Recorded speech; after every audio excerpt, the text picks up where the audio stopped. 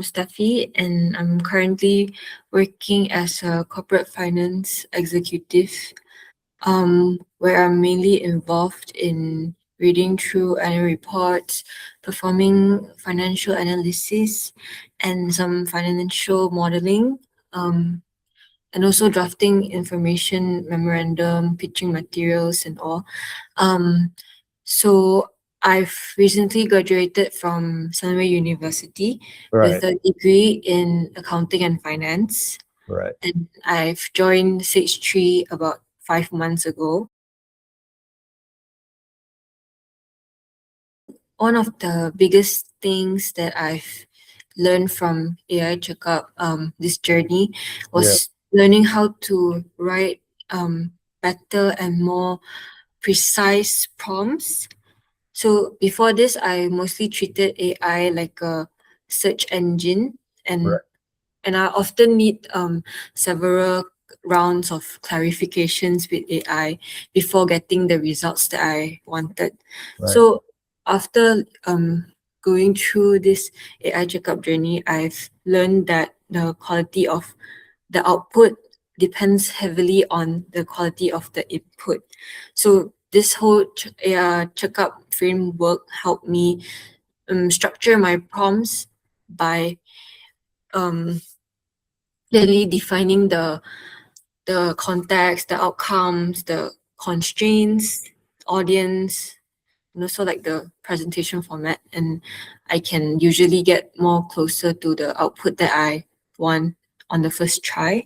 right, right. This is like very useful when I'm using AI tools like Claude, where Yeah. token usage is like limited.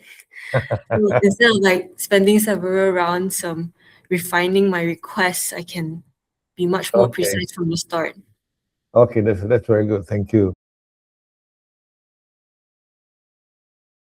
I notice some of like the missions are can feel a bit like repetitive, but I also understand that like each mission is designed around different business contexts and Right, scenarios. So what I would do is that I would purposely choose missions that were different from those that I've already done, so I right, can try like the checkup framework in the new situations.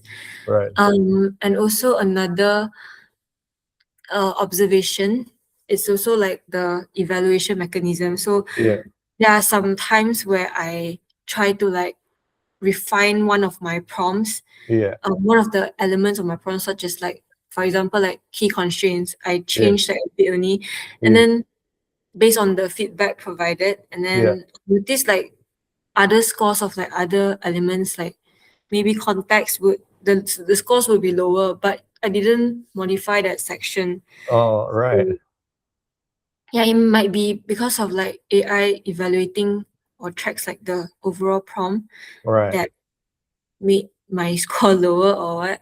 I'm not Oh, sure. I yeah, really like the belt progression system because it's yeah. like a motivation. So like it's like a clear milestones.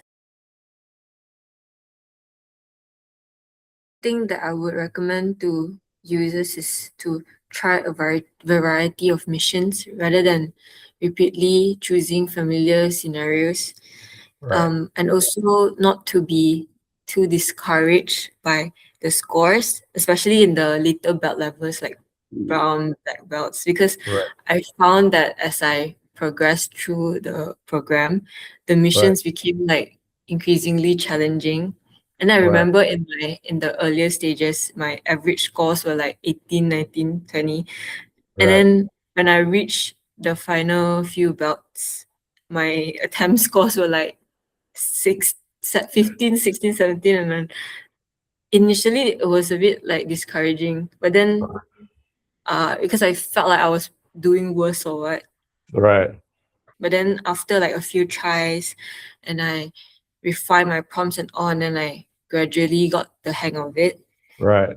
And Okay, then my scores improve. So my advice is to like trust the learning process and not focus okay, too much on the okay, score itself. Make better prompts to AI, as I said, like it saves me a lot of time and makes my job more efficient.